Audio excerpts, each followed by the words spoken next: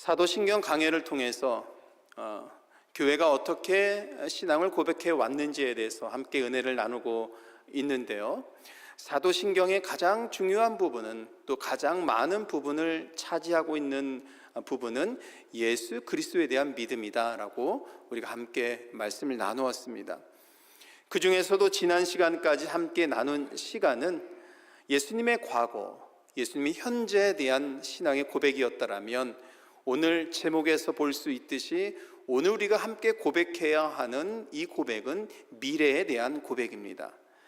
사도신경은 놀랍게도 과거와 현재와 그리고 미래를 아우르는 이 신앙을 다 담고 있습니다.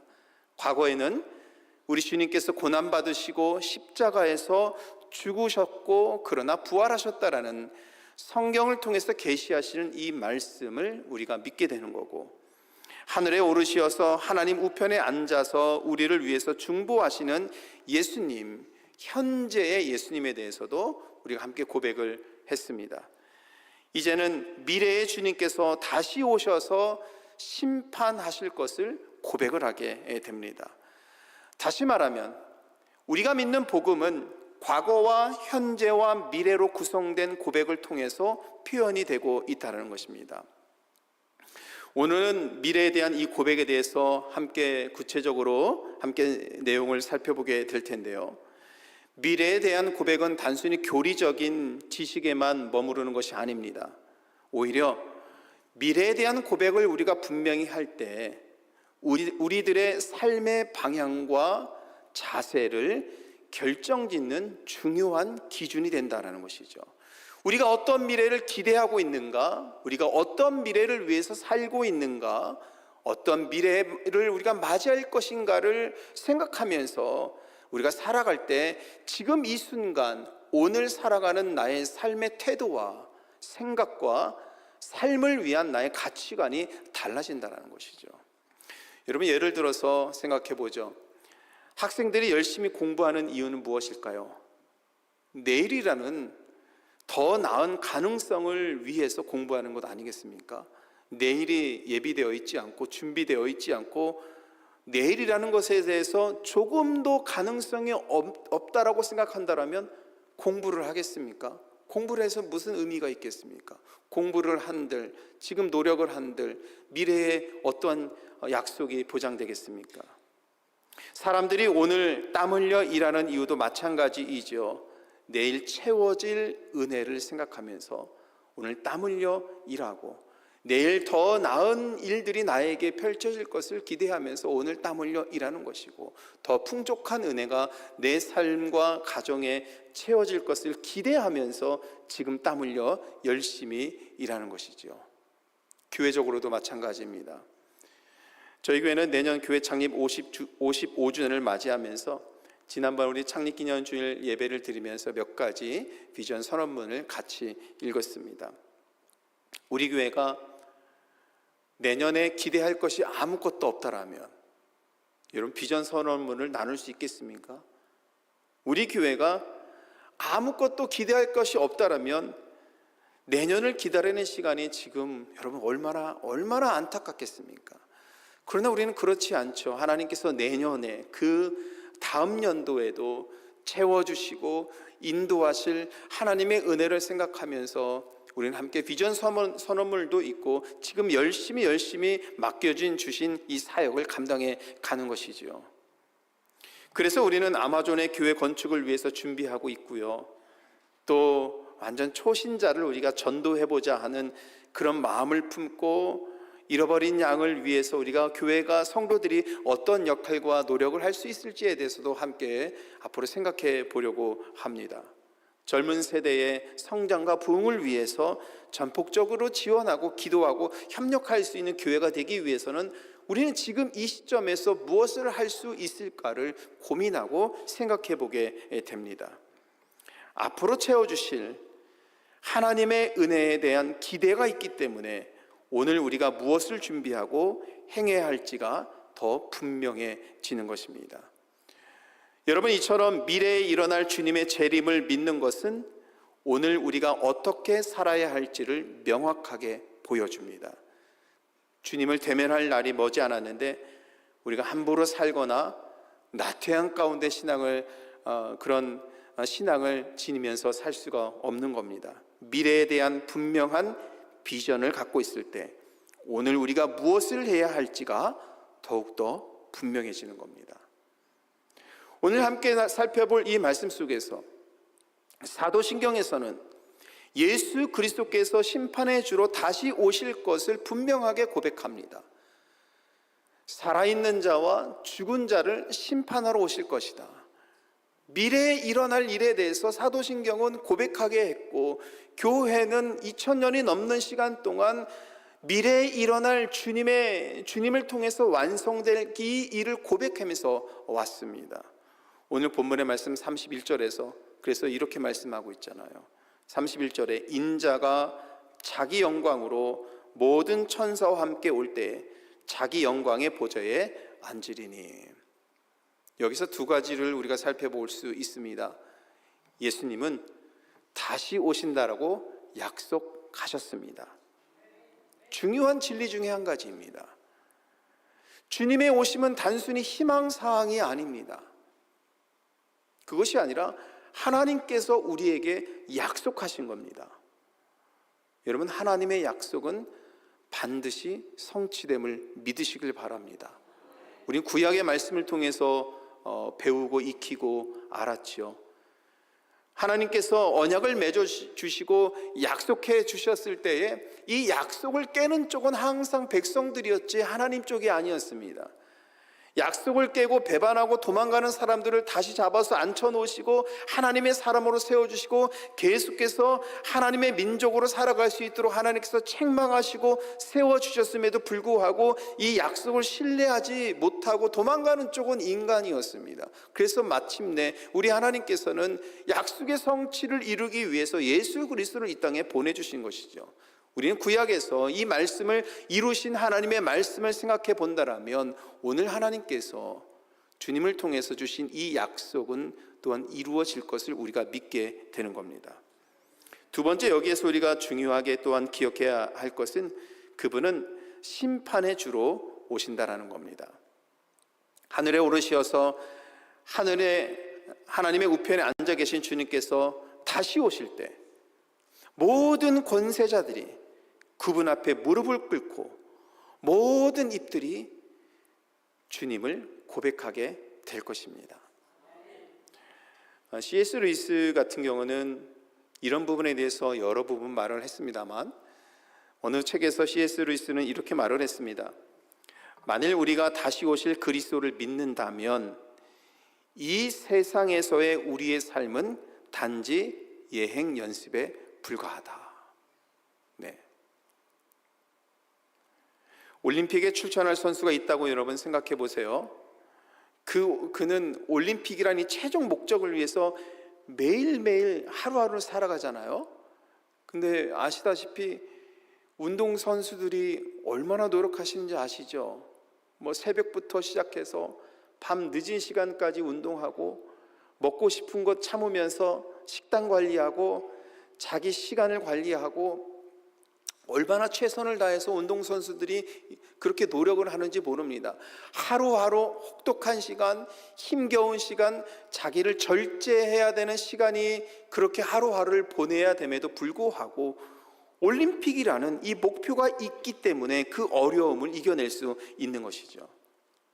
마찬가지로 그리스도인들은 다시 오실 예수님, 곧 심판의 주님 앞에 설 날을 바라보면서 오늘을 살아가는 겁니다. 우리 주님께서 오실 것이기 때문에 그날을 바라보면서 이 땅에서의 삶을 살아가면서 하루하루 최선을 다해서 그날을 생각하고 기대하면서 그날에 이루어질 것을 기대하면서 바라보면서 믿음으로 바라보면서 하루하루 올림픽의 최종 목적을 두고 그 어려운 시간을 매일마다 참아내면서 자기 절제를 하면서 이렇게 하루하루를 보내는 것처럼 신앙인들은 시간을 그렇게 써야 되고 하루의 삶을 주의 영광을 위해서 그렇게 살아가야 한다는 것입니다. 근데 오늘 말씀 속에서 중요한 것은 우리 주님께서 심판의 주로 오시는데 의로운 심판의 주로 오신다는 말씀입니다. 우리 주님께서 이 땅에 계실 때는요, 의롭지 못한 인간들에게 부당한 재판을 당하셨습니다. 그래서 십자가에서 고난받으시고 죽으셨습니다. 하지만 이 땅에 다시 오실 때는 의로운 재판관으로 오신다라고 말씀하고 있습니다. 요한복음 5장 22절의 말씀에 보니까 이렇게 되어 있습니다. 아버지께서 아무도 심판하지 아니하시고 심판을 다 아들에게 맡기셨으니. 자, 하나님께서 자기 아들에게 모든 심판을 맡기셨습니다. 위임하셨습니다. 자, 그런데 고린도후서 5장 10절 말씀을 보시죠. 우리 이 말씀을 같이 한번 읽어보죠. 우리가 다 반드시 그리스도의 심판대 앞에 나타나게 되어. 이런 마지막 때 어떻습니까? 어떻다고 말씀하는 거예요? 사도 바울은 어떻게 고백하고 있습니까? 우리 모두가 그 심판대 앞에 서게 될 것이다 말씀하고 있는 것이죠. 글쎄요, 여러분, 이 말씀을 묵상하면 우리가 나태할 수가 없습니다. 하루하루를 신앙 안에서 신중하게 살아가고요, 어떠한 사건 하나에도 신앙적인 마음을 가지고 그것을 바라보고 대하고, 무엇이 이 마지막 때 주님 앞에 섰을 때에 하나님께 영광이 될 수 있는 선택이 무엇인지를 생각하면서 기도하면서 하루하루 신중하게 신실하게 살아가게 되는 겁니다. 이것이 미래에 대한 일을 꿈꾸며 살아가는 성도들의 신앙의 삶이라는 것이죠.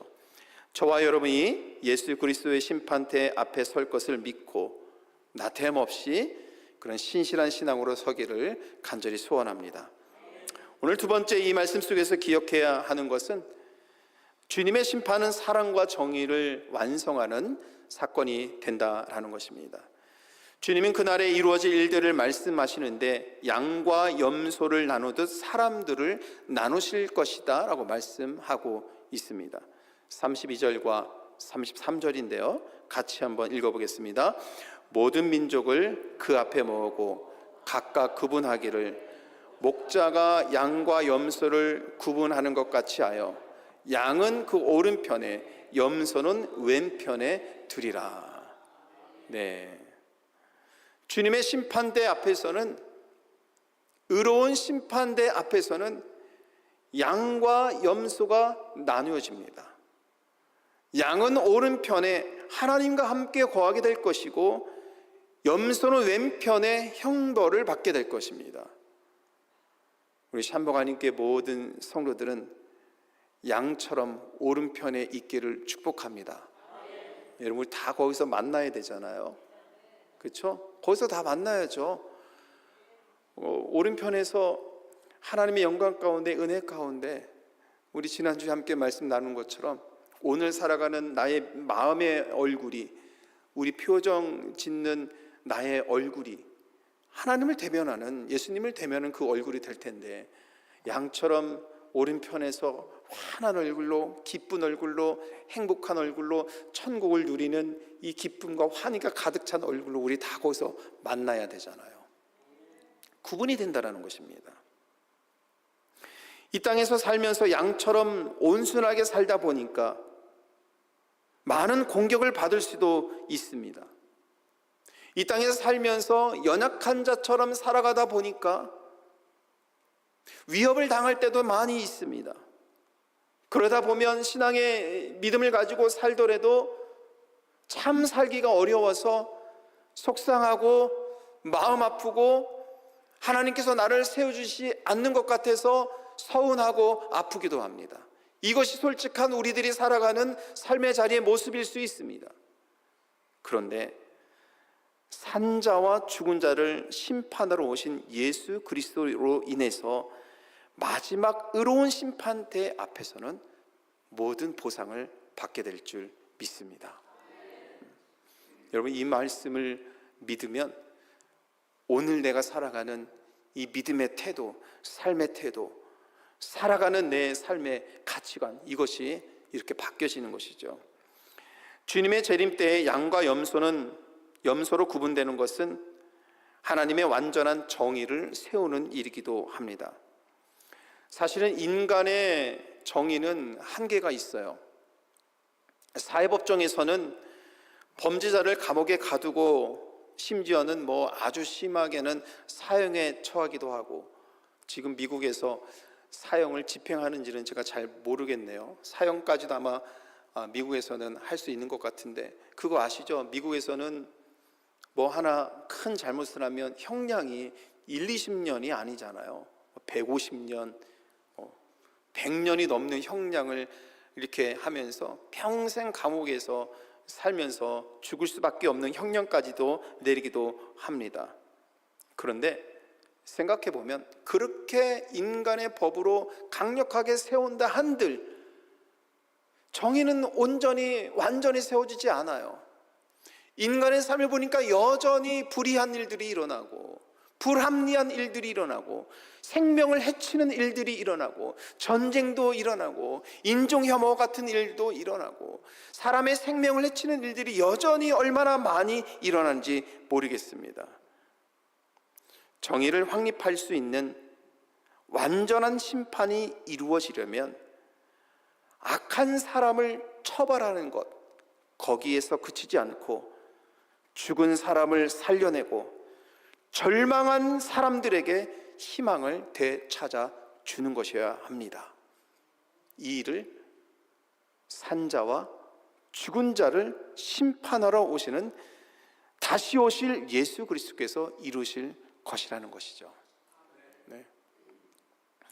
이런 면에서 그리스도의 심판은 심판받는 모든 자들이 그 심판의 의로움을 기꺼이 인정할 수밖에 없을 만큼 완전한 심판이 됩니다. 우리 주님께서 이곳에 오셔서 의로운 심판을 내리실 때 그 심판을 받는 모든 사람들은, 염소와 같은 판결을 받은 사람들도 그 판결의 정당함을 인정할 수밖에 없게 됩니다. 왜냐하면 하나님께서 내리신 정의로운 판결이기 때문입니다. 그리스도의 심판은 두 가지 결과를 모두 가져오죠.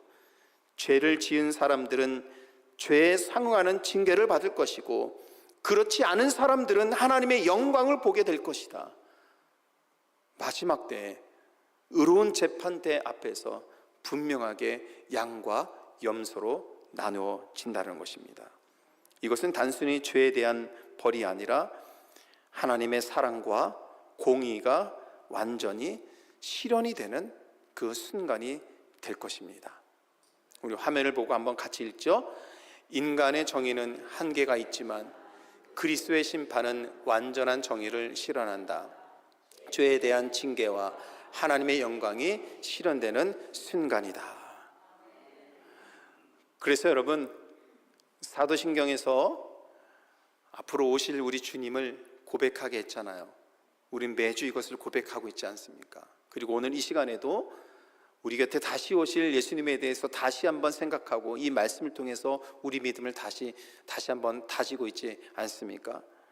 그래서 주님의 오심을 진정으로 믿는 자는요, 주님의 나라를 살게 되어 있습니다. 자, 저를 따라서 해보십시오. 주님의 나라를 산다. 다시 한번, 주님의 나라를 산다. 네, 여러분, 주님의 나라를 사시길 축복합니다. 주님을 믿으면 주님의 나라를 사는 사람들의 믿음이 되어야 합니다. 주님이 왕되심과 통치를 인정하고 그분이 원하시는 삶을 살게 되는 겁니다. 주님의 통치를 기다린다는 것은 단순히 재림을 기다리는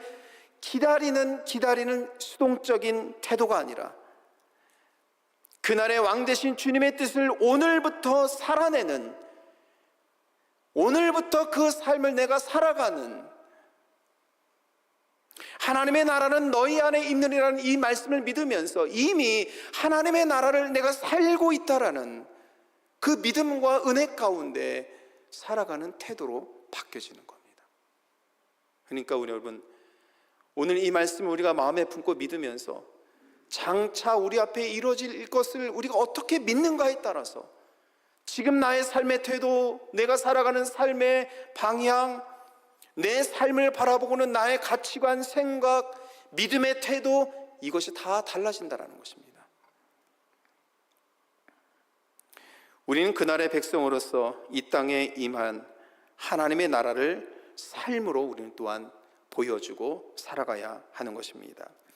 이것이 산자와 죽은 자를 심판하러 오실 예수 그리스도를 기다리는 사람들의 믿음이죠. 저와 여러분이 주님이 우리의 왕 되심을 인정하고 주님의 나라를 살기를 축복합니다. 그렇다면 구체적으로 우리가 어떻게 살아야 할까요? 여러분, 어떻게 살아야 할까요? 사랑과 공의, 마지막 때 주님께서 이루실 사랑과 공의, 의로운 심판대에서 하나님께서는 정의를 세우실 것이다.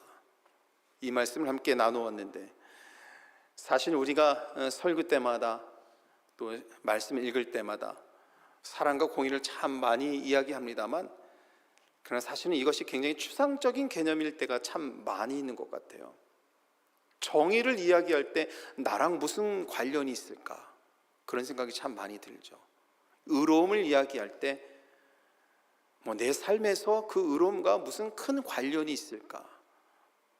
참 먼 이야기로 우리는 항상 생각을 하곤 합니다. 그러나 여러분, 우리가 주님의 나라를 산다라는 이 믿음의 삶은 우리의 일상 속에서 아주 구체적으로 적용이 되어야 하죠.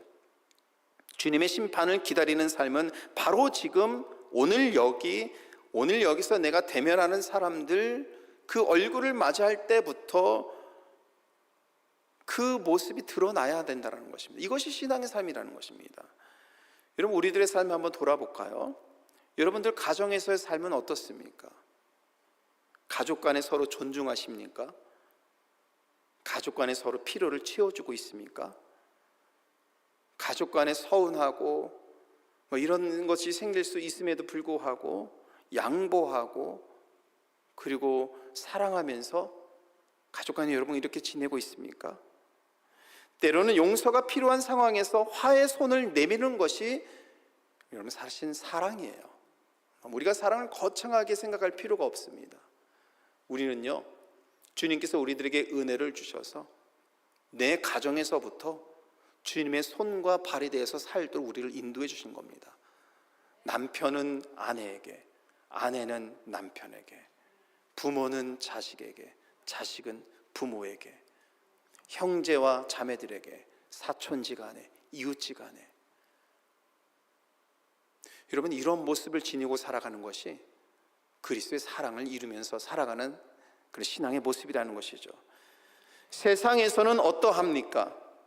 맡은 일에 성실하고 정직하게 임하며 거짓을 말하지 않고 험담하지 않고 동료들을 배려하고 협력하면서 여러분 살아가고 있습니까? 불의한 일을 행하지 않고 언행일치를 이루고 자기가 맡은 자리에서 최선을 다하고 특별히 하나님께서 맡겨주신 직분과 사명에 대해서 성실하게 최선을 다하고 다른 사람들에게 덕을 세우는 모습, 여러분, 이것이 그리스도인의 모습이라는 겁니다. 우리가 하나님의 의로움과 하나님의 사랑을 이루는 것을 너무 거창하게 큰 개념으로만 생각하지 말고 나의 가정 속에서, 내 세상 속에서, 나의 손과 발에서 이 사랑과 의로움을 어떻게 나누면서 실현해 갈 수 있을 것인지를 항상 우리는 생각해야 됩니다. 이 생각을 해야 주님의 나라를 살 수 있는 것이지요. 이웃과 사회를 향해서는 여러분 어떻게 살고 있습니까? 내가 가진 것을 나누고 도움이 필요한 이들에게 관심을 기울이고 소외된 자들을 돌보고 있습니까? 오늘 본문의 말씀 사실은 25장 끝까지 쭉 읽어야 되는데요, 오늘 주님께서 이 종말에 대한, 재림에 대한 이것을 말씀하신 이후에 35절 이후로 쭉 이어지는 말씀에 보면 주님께서 이런 말씀을 하셔요. 가난한 사람, 병든 사람, 나그네 된 사람들을 섬기는 것이 곧 나에게 하는 것이다. 이렇게 말씀하시죠. 지극히 작은 자 하나에게 한 것이 곧 내게 한 것이라.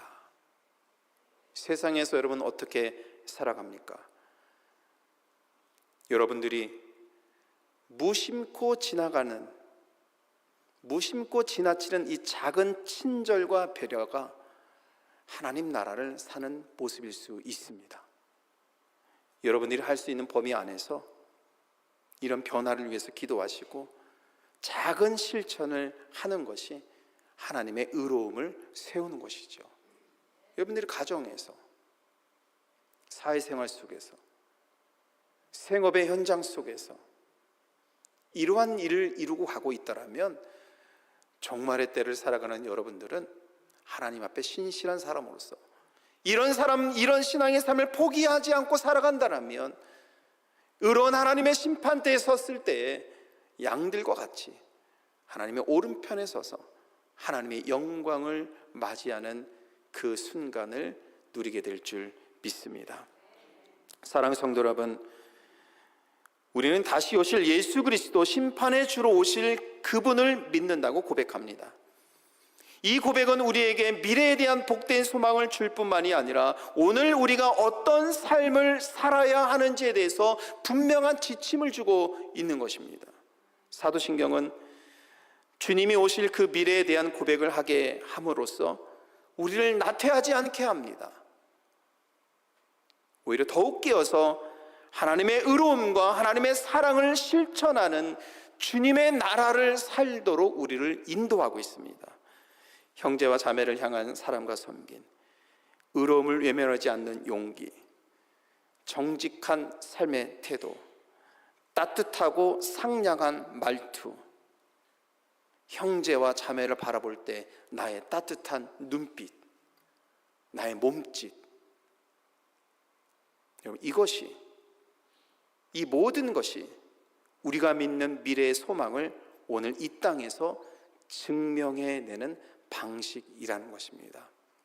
우리 샴버가님께 모든 성도들이 오늘 사도신경에서 지난 2000년 동안 교회를 지켜온 신앙의 성도들은 이 미래에 주님께서 이루어 주실 이 순간을 기대하고 믿으면서 자기의 삶의 태도를 바꾸고 생각을 바꾸고 자기의 삶을 바꿔서 주님의 나라를 사는 이 삶을 소망하면서 믿음의 삶을 지켜온 것이죠. 하나님께서 우리를 여기 불러주시고 그리고 샴버가 한인교회를 세워주시고 여기에 믿음의 지체가 되게 하시고 여러분들은 한 지체 한 지체 삼도록 여기 불러주셔서 세워주신 것은 여러분들의 그 영혼 속에 이 하나님의 놀라운 은혜의 비전이 있을 줄 믿습니다. 그러므로 오늘 이 말씀 마음에 품고 여러분들 살아가셔서 한 주간 살아가실 때 주님의 나라를 사는 은혜가 여러분 가운데 있기를 우리 주님의 이름으로 축원합니다.